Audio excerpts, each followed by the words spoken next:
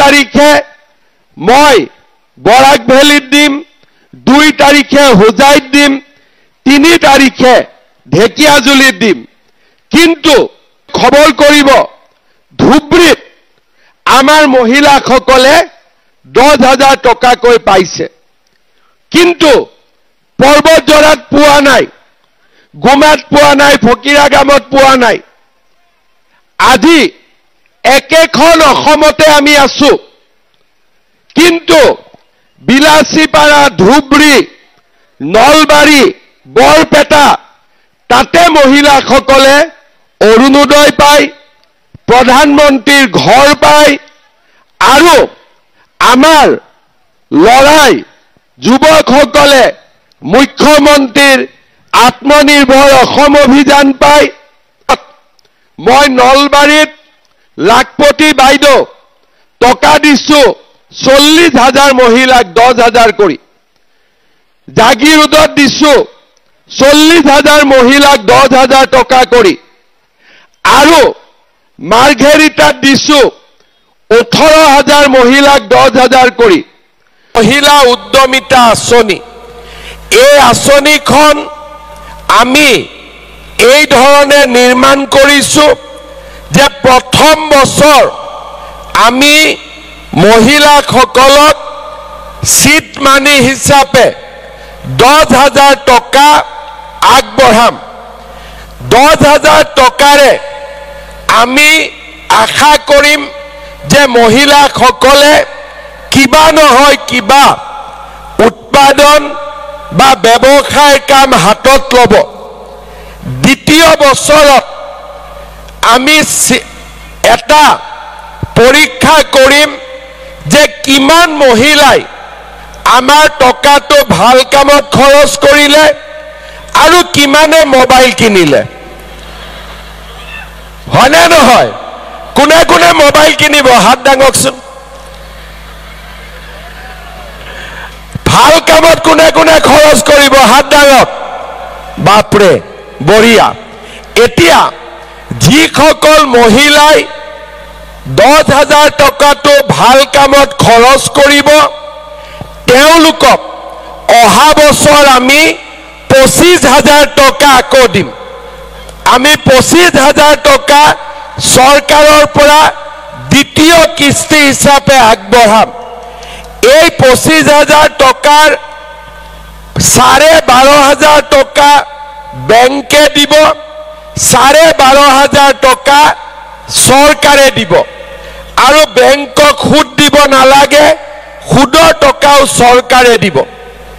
তাৰ পিছত আমি আকৌ পৰীক্ষা কৰিম যে এই 25,000 টকা ভাল কৰি ব্যৱহাৰ হ'লনে নে নাই হোৱা।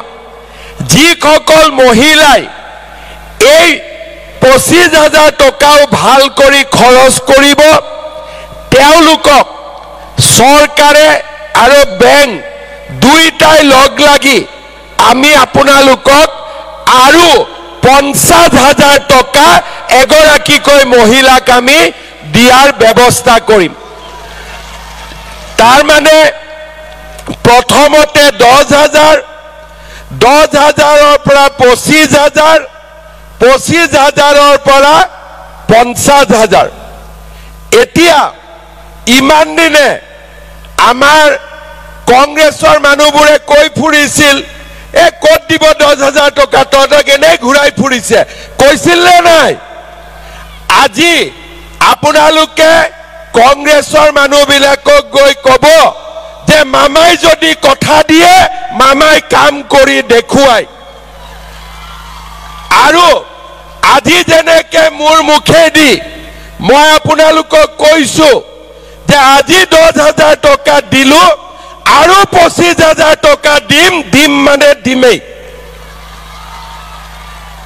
এতিয়া মোৰ কেইটামান পৰামৰ্শ আছে, আপোনালোকে ধুনীয়াকৈ শুনি লওক। আজি আমি 10,000 টকাৰ এখন চেক পাম।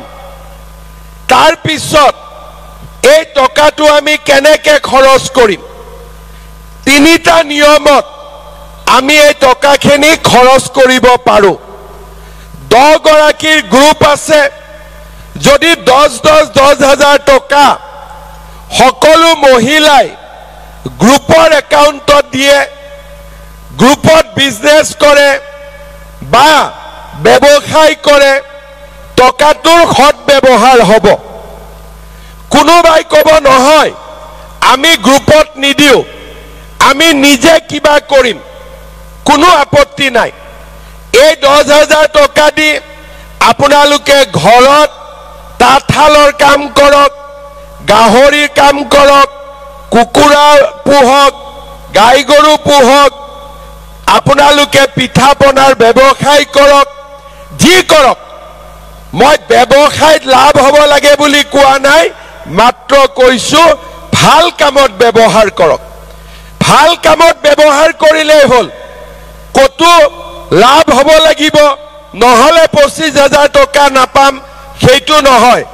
ভাল কামত ব্যৱহাৰ কৰিলেই পিছলৈ আপোনালোকে 25,000 টকাৰ বাবে সিলেকশন হ'ব।